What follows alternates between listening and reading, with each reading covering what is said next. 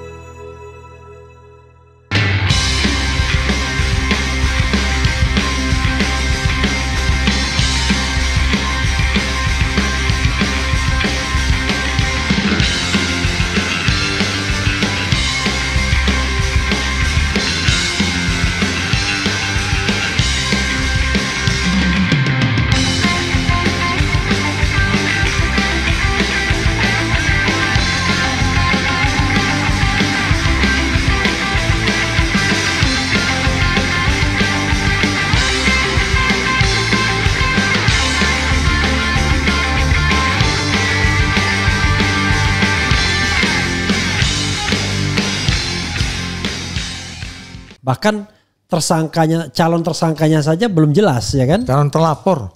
Bukan gitu, terlapornya aja masih belum jelas. Terlapornya jelas lah, terlapor tadi belum ada. Ya gini.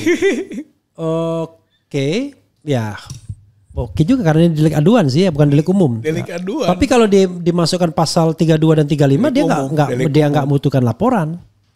Kalau untuk alasan untuk menangkap, ya kita ngajarin polisi juga lah. Iya kan? Kasih bahan. Iya. Karena kata ahli pidana nggak boleh disatukan antara delik aduan sama delik umum. Jadi kalau delik aduan aja. Kalau delik umum ya itu lain lagi masalahnya. Nah, ketika delik umum kan dia bisa aja mengatakan, ya kan? Ya, delik umum. Ya suka-suka dia lah, orang yang berkuasa kan. Ya, seperti ini Bang, adu cepat antara Bareskrim dengan Polda misalnya kan, harusnya kan berhenti dulu kan Polda tuh gitu kan, karena yang pidana pokoknya ada di proses Bareskrim kan gitu. Itu menurut kaidah hukum kita gitu kan. Itu sebenarnya di Undang-Undang Perlindungan Saksi dan Korban ada. Ada juga yang saksi yang nggak boleh jadi dituntut pidana dan sebagainya. Terhadap sesuatu yang bahkan akan dilaporkannya, yang akan aja nggak boleh loh, apalagi sudah dilaporkan kan. Dalam hal ini Egy kan sudah melaporkan dan TPUA kan.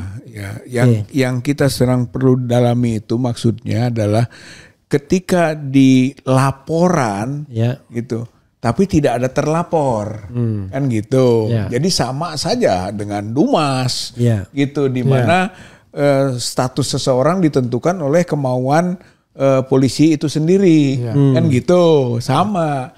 Sementara kita juga sedang ada di Dumas gitu, di Bareskrim ini gitu kan, yang juga melakukan proses penyelidikan tanpa kejelasan siapa, walaupun yang kita adukan itu jelas Joko Widodo, tapi Joko Widodo juga sampai sekarang kan tidak menjadi subjek yang dipanggil minta keterangannya gitu kan. Jadi disinilah yang kita sebut terjadi kekaburan gitu antara satu dengan yang lain. Di satu sisi yang di sini yang Dumas yang kemudian kita adukannya adalah orang Pak Joko Widodo, tapi dia tidak dipanggil gitu. Di sisi lain di yang terlapor, pelapornya Pak Joko Widodo, terlapornya nggak ada gitu kan. Jadi ini menurut saya masalah unik gitu. Ini nggak bisa kita anggap kita terima begitu saja. Perlu didiskusikan lebih dalam tentang hukum acara pidana. Gitu. Jadi di negeri Konoha. Iya, kan ini undangan klarifikasi itu kan sebenarnya KPK dulu katanya yang sering melakukan itu.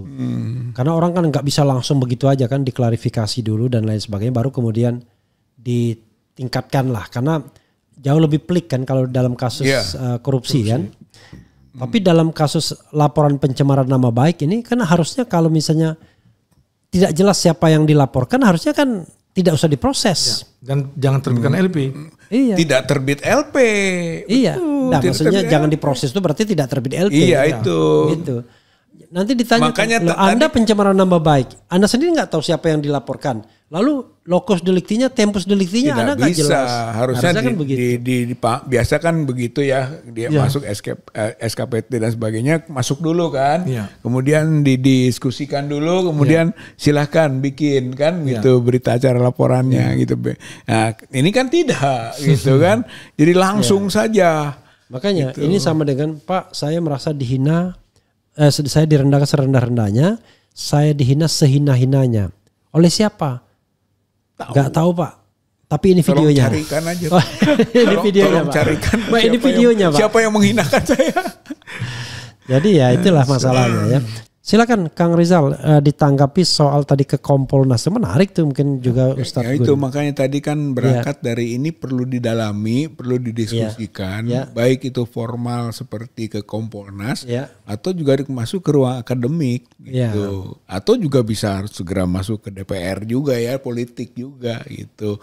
Artinya ini harus diangkat ke Komnas HAM mungkin ya. Komnas HAM juga gitu kan. Karena, sebab akan terjadi nanti pelanggaran HAM. Iya, gitu, karena Hozinuddin sudah protes misalnya, dia mengatakan wah ini judulnya ya, pemeriksaan Rizal Fadil dan Kurnia Triaryani tidak manusiawi. Anda merasa diperlakukan secara manusia enggak? Tapi lamanya itu ya kan sebenarnya dari jam 10:30 sampai jam 11:30 malam ya kan 23.30 untuk sekedar klarifikasi. Untuk sekedar klarifikasi. Nah itu yang memang kemudian kelihatan oke, dalam pemeriksaan itu pemeriksaannya tuh ganti-ganti enggak orangnya? Enggak, itu saja. Itu saja. Berapa orang? Satu orang. Kuat juga dia. Ya kuat juga, aduh kuat. Oke. Berapa usianya masih muda 36-an, 36 ya. 36 ya. Kok tahu 36? Sempat kita tanya tadi. Kita sebaliknya 65. Luar biasa. 65 tapi senyum terus Kang Rizal. Oke. Silakan closing statement ya, mungkin dari dari Kang Rizal dulu, mungkin dari kemudian dari saya kira pelajaran yang kita dapat dari berita acara atau acara klarifikasi yang tadi itu menyangkut mungkin yang untuk besok itu Pak Dr. Roy Suryo dan Dr. Tifa. Saya kira ini juga perlu ada kewaspadaan tinggi, kecermatan lebih dalam gitu kan, sebab kelihatannya kalau saya merasakan ini Dr. Roy Suryo ini target gitu, mungkin target utama gitu. Jadi berikutnya Dr. Rismon dan seterusnya lah gitu ya. Tapi arah dari pertanyaan itu saya bisa merasakan gitu mau kemana. Jadi besok menurut saya gitu kan, ini kuasa hukum yang mendampingi Dr. Roy Suryo dan Dr. Tifa itu kan mungkin harus lebih cermat gitu. Dan juga jangan sampai kita tadi dengan pemahaman hukum ya yang seperti itu saja sudah cukup berat gitu. Apalagi misalnya orang yang tidak punya background, yang tidak background hukum. Gitu. Jadi ini mungkin appeal lah gitu ya. Sebab ini jadi satu pola pattern gitu, pattern untuk bisa nantinya seperti tadi diawali dengan tidak jelas siapa terlapornya, gitu kan, kemudian disasar itu para saksi-saksi yang ditentukan nanti baru dalam proses berikut sudah ada. Itu saya kira ini akan terjadi pelanggaran HAM, gitu, pelanggaran HAM dalam konteks pemeriksaan dengan bahasa klarifikasi. Oke, silakan Bro Gunawan. Baik, kalau masih boleh percaya sama pihak kepolisian, maka kami punya keyakinan bahwa kasus ini akan di-close. Karena sampai saat ini kami tidak menemukan adanya indikasi yang dipasalkan di dalam laporan yang terlapornya masih lidik menurut kepolisian. Menghina tidak, Dan kalaupun besok mungkin Pak Roy Suryo dan Ibu Dr. Tifa dimintai keterangan, saya yakin itu berkisar kenapa begitu pastinya mereka menganggap bahwa ijazah ini palsu. Dan itu akan terjawab karena ada yang harus yang menjadi referensi. Yang menjadi referensi sehingga mereka begitu yakin kalau memang itu barangnya palsu. Bukan berarti melakukan tuduhan ijazahnya Pak Jokowi palsu. Kalau memang ijazah Pak Jokowi itu ada dari jauh hari dan mungkin mereka melakukan penelitian dan itu benar menurut mereka, tidak mungkin mereka menyatakan bahwa itu palsu. Yang menjadi referensi adalah ketika seseorang siapapun itu memberikan dokumen berupa ijazahnya Pak Jokowi dan melakukan penelitian itu palsu. Itulah yang menjadi dasar bahwa ijazah Pak Jokowi palsu. Sehingga saya ulangi lagi, kalau masih boleh percaya dengan pihak kepolisian Republik Indonesia, ini tidak akan maju ke penyidikan. Oke. Saya nggak ngerti dari palsu ke palsu. Banyak sekali palsu-palsunya. Tapi intinya adalah kalau dilihat perkembangan saat ini rasanya sulit untuk menersangkakan siapapun, kan begitu. Karena pasal-pasal itu jadi tidak relevan, pencemaran tidak, penghinaan tidak. Karena yang dicari adalah kebenaran material mengenai ijazah itu. Dan itu soal ijazah ini kan bukan soal yang timbul hari ini saja, bukan itu miliknya Roy Suryo, Dr. Tifa, tapi ini sesuatu yang sudah ditanyakan oleh Bambang Tri sebelumnya pada tahun 2018 kalau tidak salah. Ya, saya kira dari awal kita singgung dengan keluarnya Pak Jokowi melakukan pelaporan ke Polda Metro gitu kan. Sementara juga di sisi lain Bareskrim sedang melakukan proses penyelidikan sesuai SP lidiknya Dumas kita. Sebetulnya ini akan terus terungkap dalam posisi perang hukum. Gitu. Salah satu gambaran perang hukum itu adalah fenomena tadi. Gitu. Jadi ini akan semakin hangat. Gitu.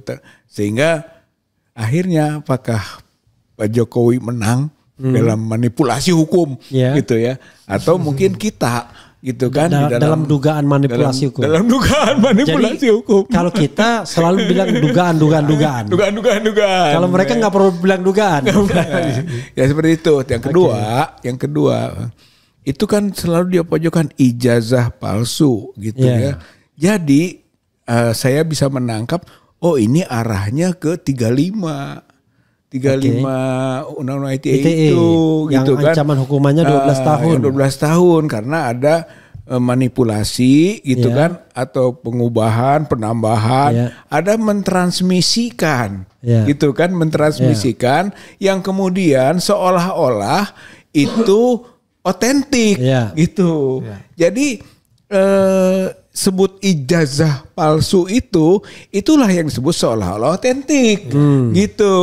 Kemudian proses-proses yang terjadi gitu, misalnya Dr. Suryo atau Dr. Rismon, itu proses transmisinya gitu, atau mungkin juga otak-atiknya gitu, bisa saja ke situ. Jadi dan itu pasti di ruang-ruang elektronik gitu. Jadi channel-channel gitu, sehingga kenapa kok disasar nih channel-channel gitu. Jadi hal dugaan, kata dugaan lagi ya, dugaan itu patut kita waspadai. Oke, ini saya bacakan ya. Jadi tidak jadi closing statement jadinya. Pasal 35 Undang-Undang ITE. Jadi pasal 35 ini yang tidak diubah sejak tahun 2008 ya, sejak Undang-Undang ITE diundangkan ya. Jadi tidak masuk perubahan pertama dan tidak masuk perubahan kedua. Jadi Undang-Undang 11 tahun 2008-nya pasal 35 itu bunyinya adalah setiap orang dengan sengaja dan tanpa hak dan melawan hukum atau melawan hukum melakukan manipulasi, penciptaan, dan perubahan, penghilangan, pengerusakan informasi elektronik dan atau dokumen elektronik dengan tujuan agar informasi elektronik dan atau dokumen elektronik tersebut dianggap seolah-olah data yang otentik. Ya. Jadi tadi kalau Mas Roy bilang gini lah, itu orang kita mentransfer uang, kemudian 20.000, tapi tiba-tiba stroke-nya kita ganti 0. Kita tambahin 0 dan kemudian kita bilang kita udah bayar 2 juta. Nah itu asbabun nuzulnya. Dan itu ya siapa yang melakukan itu? Yang melakukan manipulasi siapa? Penciptaan, perubahan, padahal yang dilakukan Rismond sama itu Roy Suryo adalah menganalisis penelitian ya. Ya, dari yang ditampilkan oleh Dian Sandi kader PSI itu kan. Ya. Tanpa merubah, tanpa mengurangi, tapi dia menganalisis kan. Gitu. Oke, dan ini ancaman hukumannya 12 tahun. Jadi pasal ini tidak berubah karena tidak menyangka akan digunakan. Oke. Kalau tidak ada lagi, kita cukupkan ya. Makasih Ustadz Gun ya. Dan keren cadas. Oke. Wassalamualaikum warahmatullahi wabarakatuh. Waalaikumsalam warahmatullahi wabarakatuh. Keren cadas.